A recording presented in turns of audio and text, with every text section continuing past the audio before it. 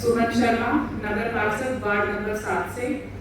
और जो वार्ड के विकसित करने के लिए जितने भी कार्य हैं वो हमने लिखित रूप से अध्यक्ष महोदय को दे दिए हैं। इसके लिए मुख्य बिंदु मैं आपको बताना चाहूंगी कि कुछ एक कार्य मुख्य रूप से आप सभी को पता है कि सभी वार्डों में सफाई है, लाइट है, ये बेसिक जो मूलभूत आवश्यकताएं हैं ये तो हमने करवानी है। इसके अलावा कुछ एक जो समस्याएं हैं जो हर नागरिक बहुत परेशान है, हमने डीएमसी साहब को भी ये संज्ञान में लाए थे कि गलियों में आवारा जो कुत्ते हैं उनकी वजह से कई ऐसी घटनाएं आई हैं। अभी हाल ही में हमारे एक बादशाह कॉलोनी में छोटी बच्ची को काट दिया था 15-20 दिन पहले। तो आपसे निवेदन है कि कोई जैसे नंदीशाला टाइप है ऐसे ही स्वानशाला या फिर जो एनजीओ इनकी देखरेख करती हैं उनसे संपर्क करके इसकी व्यवस्था की जाए। इसके अलावा जो जेल ग्राउंड मोहल्ला है हमारा, उसमें एक पार्क है राधा कृष्ण पार्क, उसमें ओपन जिम की व्यवस्था की जाए। और जितने भी पौधे हमारे पूरे शहर में ग्रीनरी को लेके लगे हुए हैं, एक बार तो लगा देते लेकिन उसके बाद कोई उसकी सिंचाई की कोई व्यवस्था नहीं है। तो मैं आपसे निवेदन करना चाहूंगी कि सभी शहर में जितने पौधे हैं, तभी हमारा जो शहर है वो ग्रीन और क्लीन तभी होगा जब हम उनकी प्रॉपर देखभाल करेंगे। इसके अलावा जो हमारे अभी मेहता साहब ने भी कहा और मैंने एक पॉइंट लिख के दिया कि कॉलोनी के नाम के साथ साथ गली के नंबर के बोर्ड भी लगवाए जाएं, क्योंकि नया पता जो आता है उसको एड्रेस ढूंढने में काफी दिक्कत आती है।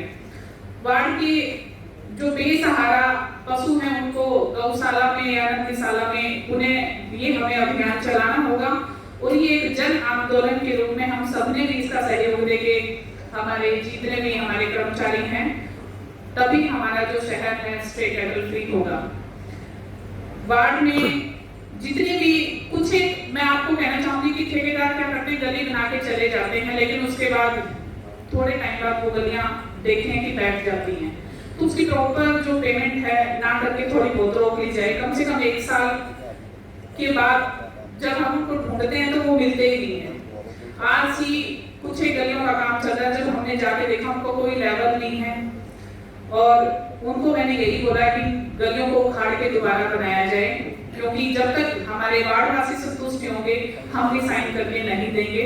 और अगर हो सके तो मैंने निवेदन किया है कि हमारे जो वार्ड की गलियां हैं वो सीसी की बनवाई जाए, क्योंकि इंटरलॉकिंग जो टायर है कोई भी उखाड़ देता है, फिर बाद में वो खड्डे बन के काफी हादसे हुए कि बुजुर्ग गिरे भी हैं।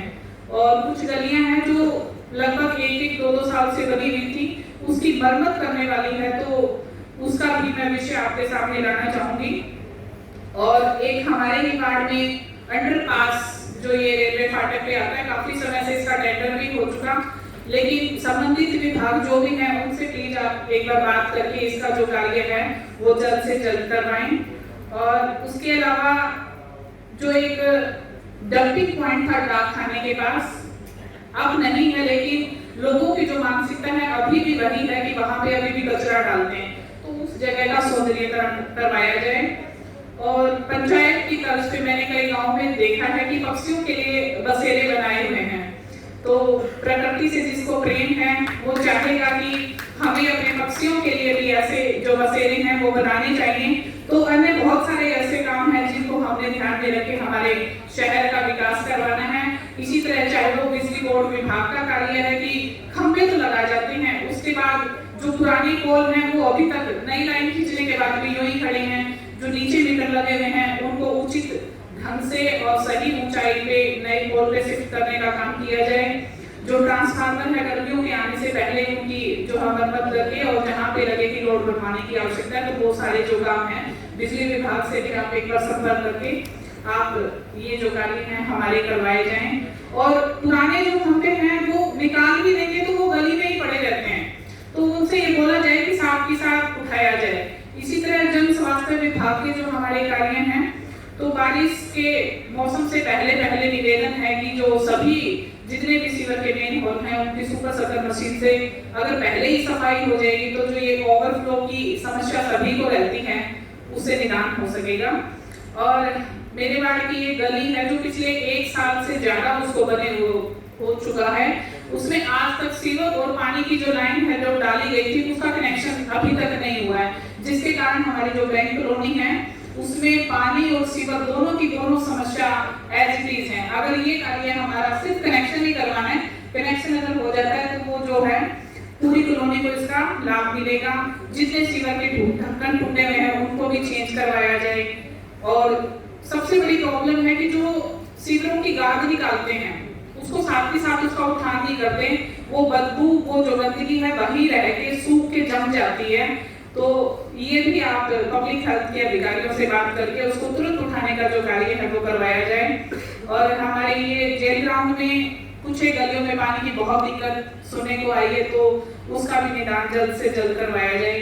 और एक हिसार रोड से जो सतलुज स्कूल की जो गली है वो पास भी हो चुकी है, उसका टेंडर भी हो चुका है, सीसी गली, लेकिन उसको बनाने से पहले निवेदन है कि उसमें बड़ी 16 इंची जो लाइन है वो सीवर की और बड़ी पाइपलाइन डाली जाए, क्योंकि 40-45 साल पुरानी पाइप थी और जिसमें डीसी कॉलोनी और राम कॉलोनी का जो क्रॉस होके बहुत वाया लंबा पड़ जाता है, जिसके कारण दोनों ही जो कॉलोनी है तो क्या 3 होगी, इसमें डीसी कॉलोनी, राम कॉलोनी, तो बहुत ज्यादा लोग परेशान हैं। इससे भी आपका निवेदन है कि आप इन अधिकारियों से बात करके आप इसको करवाएं। और एक सबसे बड़ी प्रॉब्लम जो सर साईनाथ मेडिकल कॉलेज के सामने जो जगह पड़ी है वहां पे आपने देखा होगा कि यहाँ पे आने जाने वालों को इतनी गंदगी, इतनी बदबू वहां से आती कि खुला जो सीवरों का पानी है वो वहीं से पब्लिक हेल्थ के जो अधिकारी है वहीं छोड़ देते। तो इसके लिए भी मैं आपसे कहना चाहूंगी कि मोटर लगाकर सीवरेज में उसको डाला जाए। और इसके अलावा एक सामूहिक जो आज का मैं आप सभी से निवेदन करूंगी कि जिसके लिए हमारे प्रोफेसर चौहान जी विशेष तौर पर यहाँ पे आए हैं, मैंने पहले ही इसके लिए एक देश एक चुनाव देश के लिए जरूरी सामूहिक रूप से ये जो प्रस्ताव है मैं आप सभी से निवेदन करूंगी कि हम सब ने इसको पास करना है आज अपने हाउस में। तो यही मेरी आप सभी से निवेदन था और मुझे पूर्ण विश्वास है कि आप सभी हमारे शहर का विकास करवाएंगे और एक आदर्श शहर के रूप में पहचान करवाएंगे। हम सभी आपके से सहयोग की अपेक्षा करते हैं और जहाँ पे हमारी जरूरत हो हम तत्पर रहेंगे। धन्यवाद। जय हिंद, जय भारत।